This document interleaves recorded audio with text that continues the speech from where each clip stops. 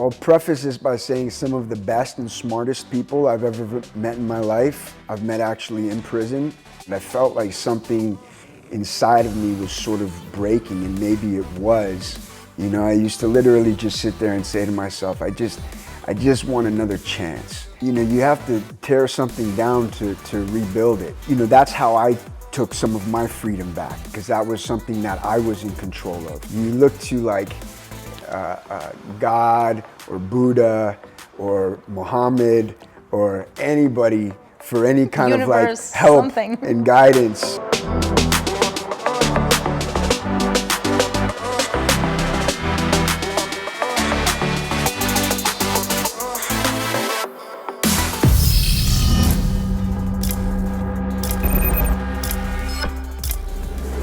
Funny because it's really it's a picture of my tushy. Yeah. You know, it's Annie Leibovitz that took the picture, so that's amazing. Right? A legend in her own right. In and of itself. Yeah, but it's a great picture. Whenever I see it, always puts a smile on my face. There's a certain innocence, I guess, to that photo that's you know, that's captured that I like.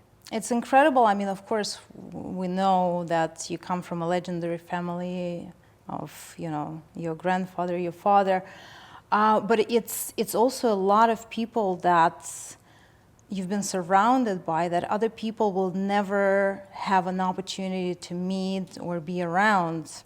Jack Nicholson, Sean Connery, Sharon Stone.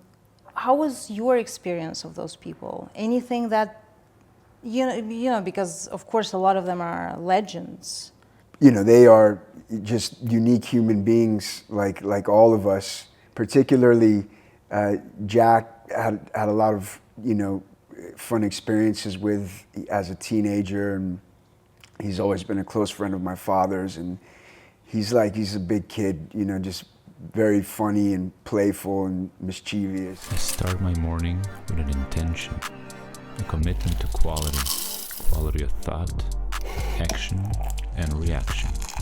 My first step, fresh, balanced, focused. Drink Enigma Coffee.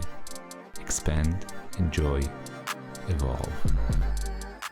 Yeah, but everybody's just trying to, you know, make their way and sort of, you know, find inspiration. Acting is difficult because it's so much about your confidence, and when your confidence is high, you know, I think you're doing your best work, and of course that's not always going to be the case. So it's like this juggling act of, you know, your sort of ego and confidence, and, you know, trying to find the right balance to make a living, you know, doing that. So would you say that their level of confidence is slightly higher, or their ego is slightly more sort of ready to just for the strive and the persistence that you have to have if you want to achieve any sort of success? Well, exactly. I think, you know, you said it right there. I think as with everybody, you know, or most people anyways, like when things are going well, you know, your confidence is on high, you're feeling pretty good about yourself. And when things are not going as well, you know, you're struggling to keep your confidence higher so you can perform and you know, accomplish the things that you're aiming to accomplish. Is there anything that you'd say a successful person possesses that someone else doesn't? Or is just a lot of luck, a lot of hard work, maybe a lot of something else? All of those things that you mentioned go into it, but I've always been brought up sort of with the advice that I think is, you know, rings true to me, which is success is 90% hard work and 10% talent. And I think that you can apply that to almost anything. So I think, you know, with people that whose careers have them, you know, in the public eye, maybe it doesn't come across that way, but as somebody, you know, that has grown up around it my whole life, I can 100% say that, you know, without the work ethic, it doesn't matter how much talent you have. You know, it's just, it'll be a flash in the pan if you're lucky. But to have that, you know, continued success is just doing the work, having the discipline and doing the hard work. And I think your talent grows with that. You also talk about how in your life you had a lot of advantages being in the family that you were. You say that being a Douglas, of course, has a lot of advantages. First, what kind of advantages are they for people, let's say, not so much familiar with entertainment industry? What you said, it's door opening. Yes, getting 100% will or seen. open the door, but in the end of the day, I think you have to produce. It's in life, and certainly in the entertainment industry, at a certain extent, nobody's going to be doing anybody any favors, other than maybe the initial opportunity to meet with people and things like that. But I think what I was referring to really with advantages are sort of like just the basic needs. Perks? Well, just the basic needs, right? Like I was always clothed, I was always loved, I always had food to eat. I was fairly well educated, and so I think those are more of the advantages that I was talking about. Because again, in terms of having the door open for you, or maybe having getting a meeting that might be easier to get based on who I'm related to, that's great, but that will again only take you so far.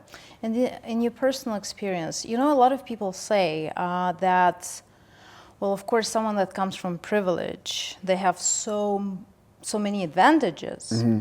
But I honestly think that it's almost, in a way, the opposite. Because let's say, being a son of Elon Musk, how do you surpass your father?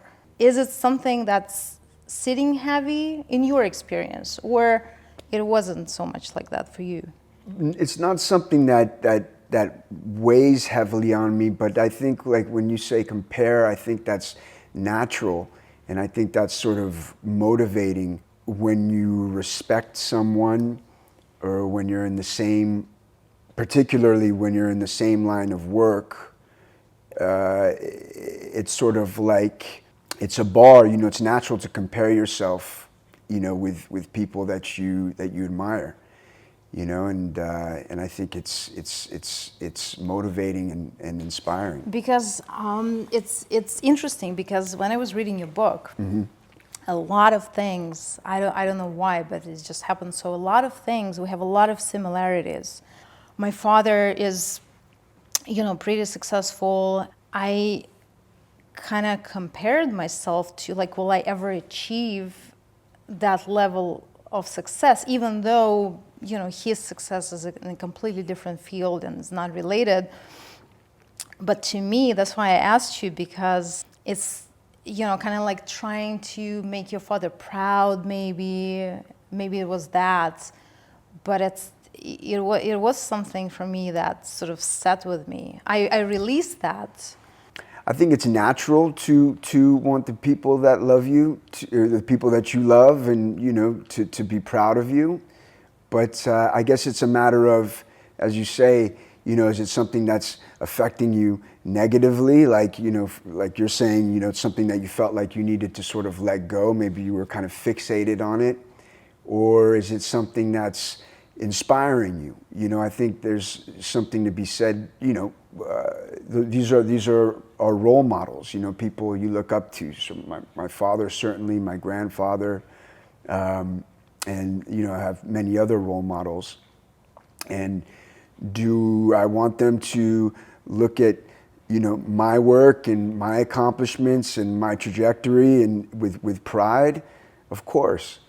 You speak in the book about you tried weed at 13, at 15 you already snorted coke, and then it just escalated. By 26 you tried heroin, and there was a long period of time where you just did things that, as you were saying, people didn't expect from you, and you liked it, that people didn't expect that someone that comes from the family that you come from would just do that?